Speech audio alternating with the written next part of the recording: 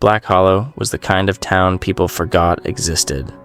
Hidden deep within a valley surrounded by dark forests and jagged mountains, it seemed isolated from the rest of the world. The nearest city was nearly 4 hours away, and even GPS systems sometimes failed to recognize the winding roads that led into town. The locals didn't mind. In fact, most preferred it that way. Life in Black Hollow was simple. The same people visited the same diner every morning. The same trucks drove down the same streets. Nothing ever changed, or at least that's what outsiders believed. The truth was different. Every resident carried the same secret, a secret nobody liked discussing, especially after sunset, especially when the old radio tower became visible against the night sky. The tower stood atop Raven Hill. Even from miles away, it looked unnatural. Rust covered its metal skeleton. Several sections had collapsed years ago, yet somehow the structure remained standing. Locals avoided looking at it. Children were warned never to go near it. Tourists who asked questions received only nervous smiles, because everyone remembered what happened 20 years ago. The night of the broadcast, the night when 17 people vanished without a trace. No bodies, no evidence, no explanation, only silence, and the abandoned radio station known as WH-13. 20 years later. Investigative journalist Ethan Carter parked his aging SUV outside the town motel. Rain drummed against the windshield. He stared up at the dark silhouette of Raven Hill. The tower was visible even through the storm. Like a giant needle piercing the clouds, Ethan smiled. This was exactly the kind of story his audience loved. For years, he had run a successful online channel dedicated to mysteries and unsolved disappearances. Most cases had logical explanations, some didn't. And Black Hollow seemed to belong in the second category. Earlier that month, he had stumbled across a brief newspaper clipping online. The article mentioned a mass disappearance at a radio station in 2006. No follow-up reports existed, no documentaries, no books, nothing. It was as though the event had been erased from history. That alone made Ethan curious. Now, standing in the rain-soaked parking lot, he felt the familiar excitement of a new investigation. He grabbed his camera equipment and entered the motel. The motel owner looked uncomfortable when Ethan mentioned WH-13. The elderly woman froze for a moment. Then she forced a smile. "You don't want to go there," Ethan laughed. "Why not?" Her smile disappeared. "Because some stories should stay buried." Before Ethan could ask another question, she handed him a room key and walked away. That night, the storm worsened. Wind battered the windows. Thunder echoed across the valley. Ethan spent hours reviewing old notes and researching local records. Most searches ended in dead ends. The station's website no longer existed. Archived recordings were missing. Former employees had disappeared. Not died, disappeared, every single one. The deeper he dug, the stranger the story became. Eventually, exhaustion won. Near midnight, he switched off the lamp and fell asleep. At exactly 2:17 a.m., something woke him. At first, he thought it was thunder. Then he realized the sound was different. A crackling noise, static. His eyes opened slowly. The room was dark. The static continued, louder now. Ethan sat up. The sound came from the old radio on the bedside table. His stomach tightened. He was certain the radio had been switched off. Yet now it glowed faintly in the darkness.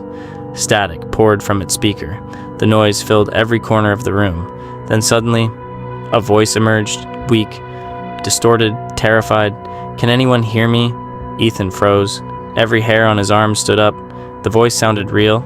Not like a recording, not like an old broadcast. It sounded live. The speaker crackled. Then the voice returned. "Please." Heavy breathing followed. "Don't let them find me." Ethan's heart pounded. The voice continued. "My name is Daniel Reeves." The journalist nearly dropped his recorder, because he knew that name. Daniel Reeves had been the final host of WH-13, the man who disappeared 20 years ago, the man officially declared dead. Yet somehow, His voice was speaking through the radio, and somewhere beyond the static, something else was listening.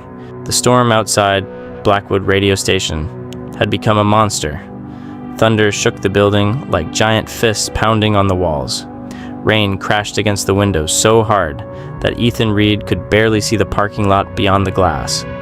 Inside the control room, the red on-air light glowed softly. Ethan sat frozen. The voice he had heard minutes ago still echoed in his head. "Help us." Not, "Help me." Help us. As if more than one person was trapped somewhere. As if a group of people were trying desperately to reach him through the airwaves. Ethan looked at the recording software on his computer. The strange transmission was still there, a jagged line among the normal radio frequencies. He pressed play. Static hissed from the speakers. For several seconds, nothing happened. Then, "Help us!" Ethan's stomach tightened. The voice sounded exactly the same, weak, distant, terrified. And then another sound emerged beneath the static. A whisper, a dozen whispers, hundreds, voices overlapping each other, too distorted to understand. Ethan immediately stopped the recording. The room suddenly felt colder. He rubbed his arms. "You're imagining things," he muttered. Old stations always had strange interference. Electrical storms caused weird signals. That had to be it, nothing more.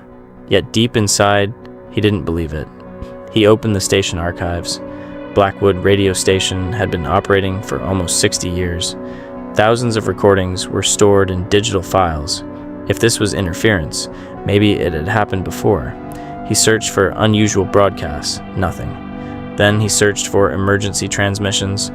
One result appeared, October 17th, 1987. Ethan frowned. The file was marked restricted. That was strange. Why would an old radio recording be restricted? Curiosity got the better of him. He clicked it. The audio crackled to life. At first it sounded normal. A late-night host introducing songs, weather reports, advertisements. Then suddenly, a scream. Not a normal scream. A scream filled with absolute terror. The host shouted, "Get out of the station!" Static exploded. The recording ended. Ethan stared at the screen. What the hell? He checked the information attached to the file. The host's name was Daniel Mercer. According to station records, Daniel had vanished that same night. His body was never found. Ethan felt a chill run through him. The date caught his attention. October 17th, 1987. Exactly 39 years ago. Lightning flashed outside. For a brief moment, the parking lot became visible. Ethan looked toward the darkness and froze. Someone was standing outside, near the transmission tower, a figure, tall, motionless, watching the station. His heart pounded. Another flash of lightning illuminated the lot. The figure was gone. Ethan stood up quickly. Okay, that's enough. He grabbed a flashlight and headed toward the front entrance. The building creaked around him. The hallway seemed longer than usual. The shadows stretched unnaturally across the floor. When he reached the door, he looked outside. Nothing, only rain, only darkness, only the old tower swaying against the stormy sky. He let out a nervous laugh. Great, now I'm seeing things. As he turned to go back, a sound echoed from somewhere upstairs, a footstep, slow, heavy, deliberate. Ethan stopped. The station was supposed to be empty. He listened carefully. Another step, then another, coming from the second floor, the abandoned section of the building. Nobody used those rooms anymore. Most were locked. Some hadn't been opened in decades, yet someone or something was walking up there. The footsteps stopped, silence, then a voice, faint, almost impossible to hear. "Help us." Ethan's blood turned to ice. It was the same voice from the transmission, and it was inside the station. Ethan stood motionless in the hallway. The flashlight trembled in his hand. The voice had come from upstairs, not through the radio, not through the speakers, from inside the building. "Help us!" A cold wave ran down his spine. Every instinct told him to leave, get in his car, drive away, never come back. curiosity was stronger than fear. Slowly, Ethan walked toward the staircase. The old wooden steps creaked beneath his feet. The second floor had been abandoned for years. Most of the rooms were used for storage. Others had been sealed after water damage. Nobody had any reason to go there, yet the voice had definitely come from above. Thunder shook the station. Lightning flashed through a dusty window. For a split second, Ethan thought he saw a shadow move at the end of the corridor. Then, darkness returned. The second floor smelled old. Dust covered everything. Broken furniture lined the hallway. Old microphones, tape recorders, and forgotten broadcasting equipment sat untouched beneath white sheets. Ethan shined his flashlight down the corridor. Nothing. Silence. The kind of silence that felt wrong, as if the building itself was holding its breath. Then, a door slammed shut. Bang! Ethan jumped. The sound came from the far end of the hallway. His heartbeat exploded. He slowly moved forward. Each step felt heavier than the last. The flashlight beam shook across the walls. When he reached the door, he noticed something strange. A rusty sign hung above it. Studio B. According to station records, Studio B had been closed since 1987, the same year Daniel Mercer disappeared. The door stood slightly open. A thin gap revealed darkness inside. Ethan swallowed hard, then pushed it open. The hinges screamed. The room beyond looked frozen in time. Old broadcasting equipment sat exactly where it had been decades ago. Dust covered every surface. A cracked microphone stood in the center of the studio, and on the far wall, words had been scratched into the paint. Help us. Ethan's breath caught. The letters looked fresh, as if someone had written them recently, yet nobody had entered this room in years.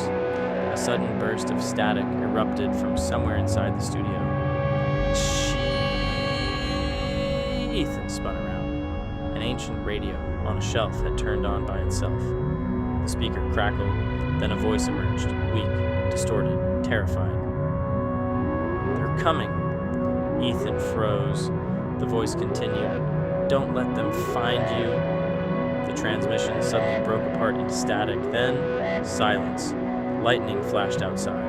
For an instant, the room became bright, and Ethan saw something standing behind the glass window that separated the studio from the control booth. A man, tall, wearing old-fashioned headphones. His face was pale, his eyes completely black. The figure stared directly at Ethan, not blinking, not moving, just watching. Ethan nearly dropped the flashlight. Another flash of lightning lit the room. The figure was gone. The booth was empty. A loud crash echoed from downstairs. Bang! Then another. Bang! Bang! As if doors were being thrown open one by one. Ethan backed away from the studio. The station suddenly felt alive. The floor vibrated. The lights flickered, and somewhere below, footsteps. Many footsteps. Not one person. Not two. Dozens. Moving through the building, slowly climbing toward the second floor. Toward him, Ethan rushed into the hallway. The footsteps grew louder, closer, closer. Then a voice echoed through the darkness. The same voice from the radio, but now it sounded desperate, terrified, almost crying. Run, Ethan. His blood turned cold. He had never told anyone his name. Yet, whatever was inside the station knew exactly who he was. And the footsteps were getting closer. Ethan ran. The moment the voice spoke his name, every logical thought vanished from his mind. He sprinted down the dark hallway, the beam of his flashlight bouncing wildly across the walls. Behind him, the footsteps continued. Slow, heavy, relentless. They didn't sound human. They sounded like dozens of people walking together in perfect rhythm. Thump, thump, thump. The entire second floor seemed to vibrate. Ethan reached the staircase and rushed down the steps two at a time. His heart hammered against his ribs. The air felt colder with every second, as if something was draining the warmth from the building. When he reached the first floor, he stopped. The hallway was empty. No footsteps, no shadows, nothing, only silence. The sudden quiet felt worse, much worse. He slowly turned around. The staircase behind him disappeared into darkness. No one was there, yet he knew he wasn't alone. He could feel it. Someone or something was watching him. The control room door stood open. Ethan didn't remember leaving it that way. A faint static noise drifted from inside. He stepped forward cautiously. The red on-air light was glowing, but he hadn't started a broadcast. Slowly, he entered the room. The microphone sat on the desk. The computer monitors flickered strangely, and on the main screen, a new audio file had appeared. He stared at it. The file name read, Ethan _read _06 _16 _2 026.wav. His blood froze. Today's date. His name. Someone had created the file moments ago, yet nobody else was in the station. With shaking hands, he clicked play. Static filled the room. Then came his own voice. Ethan nearly fell backward. It was unmistakably him. The same tone, the same accent, the same breathing, but he had never recorded it. The voice spoke, "If you're hearing this, it's already too late." Ethan's face turned pale. The recording continued, "Leave the station now." A long pause followed. Then, "They're not ghosts," Static crackled. "They're trapped." The recording distorted violently. Then another voice interrupted, a voice Ethan recognized from the archive. Daniel Mercer, the radio host who vanished in 1987. "Don't trust the signal." The recording ended. Thunder exploded outside. The lights flickered, then went out completely. Darkness swallowed the station. For a moment, Ethan couldn't see anything. Then, the emergency lights activated. Dim red lights illuminated the hallways. Everything looked drenched in blood. The shadows seemed deeper, longer, wrong. A faint sound echoed through the speakers. At first, Ethan thought it was static. Then he realized it was singing, a choir, dozens of voices singing softly together. The melody was slow and haunting, as if coming from somewhere far away, or somewhere beneath the building. The sound grew louder, and louder, and louder, until it filled every room. Suddenly, every radio in the station switched on at once. Old radios, broken radios, portable radios, even equipment that wasn't connected to power, all of them came alive. The same voice emerged from every speaker. "Find the basement." Ethan stared in horror. The message repeated again and again and again. "Find the basement. Find the basement. Find the basement." The basement. There wasn't supposed to be a basement, at least none listed on the station blueprints. Ethan remembered looking at the building plans months earlier. The station had only 2 floors. No basement, no underground rooms, nothing. Yet something inside the building desperately wanted him to find one. Then a loud metallic crash echoed from the far hallway. The sound of a door opening, a door that had remained locked for decades. Ethan turned his flashlight toward the noise.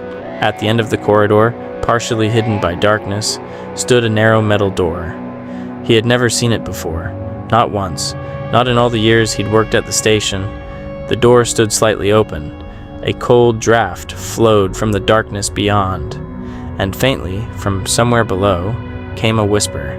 Hundreds of voices speaking together. The same 2 words. "Help us." Ethan swallowed hard. Whatever answers he was looking for. They were waiting beneath the station. And something else was waiting there too. Something that had been trapped for nearly 40 years.